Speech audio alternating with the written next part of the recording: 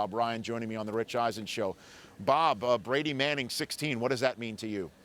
Oh, it means that Sunday afternoon is appointment television. It means that you're going to get a look at the arguably the two greatest quarterbacks of their generation, and with all due respect to Rodgers and Breeze, and particularly those two, and that's fine. We can have that argument. But they have been matched up. They were in the same division for a while. And since they have not been in the same division, they seem to wind up on each other's schedule more often than not, whether Manning was with Indianapolis or with Denver. They've got a great history. They have that mutual respect. Obviously, Brady was tongue-in-cheek about being younger, but the fact is they do have a tremendous mutual respect. It's a wonderful argument. And I do think this, though, and you talked about the weather conditions, but even before we became apprised of the fact that it may be snow, I thought flurries. Maybe you heard something else. And the wind. Right. It's about the defenses, really. They're going to do what they're going to do to the best of their ability against. I think the game's not going to. I look for, dare I say, take the under. I just think this is not going to be a shootout. I think it's going to be a battle of who's got the better defense. Well, and you talk, and you nail it as always, Bob, right on the head. Because we in the media, Brady, Manning, 16, they're not on the field at the same time.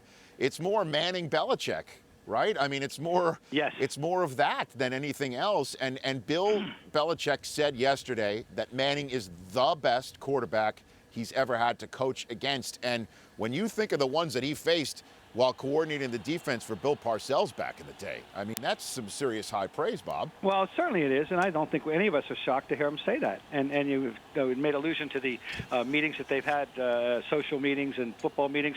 I know how much Bill Belichick is a football historian, a football savvy, savant. I know how much he loves the intricacies of every position and technique, and how much he just loves to share that with us when he gets a chance. Let alone, can you imagine being able to share that with somebody who we know has probably watched as much film as any quarterback in the history, and who obviously has his own feelings and thoughts about the actual technique and operation of football. It's a perfect marriage. I would dare say that from what we know of Peyton Manning, that he's more maniacal and more singularly obsessed with football than Brady is. I think Brady seems to have a few more things on his mind outside the NFL season. No offense, I'm not suggesting that Manning has no knowledge of the outside world, but you know what I'm saying. I would want to bet that he's more football obsessed than Brady is.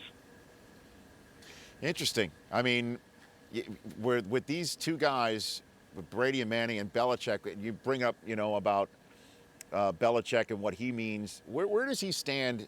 Again, your new book, Bob Ryan, Scribe, My Life in Sports. Where does Belichick rank in the pantheon of Boston coaches and managers of all time, in your mind? The standard, of course, is Auerbach. And Auerbach had 8 championships before he turned it over to Russell. And 9, before he turned it over to Russell. And Russell got 2 more in that era when Russell was his own best player. He's the standard for old-timers, but football, having made such inroads in Boston over the last 20 years, which really began the day that Parcells was hired, but football having reached and surpassed baseball in popularity in this town now, I think anybody who's rational and fair-minded would tell you that. Therefore, he's the football coach of record, and so it's one of those two. There's no question that he deserves that kind of accolade. So that's that. It's between up here and you still have Red, but for the modern fan who Red retired in '66.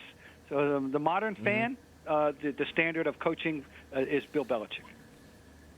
And of course, in the recent years, where every single team in the Boston area has won a championship, it did all start with the Krafts and Belichick and Brady.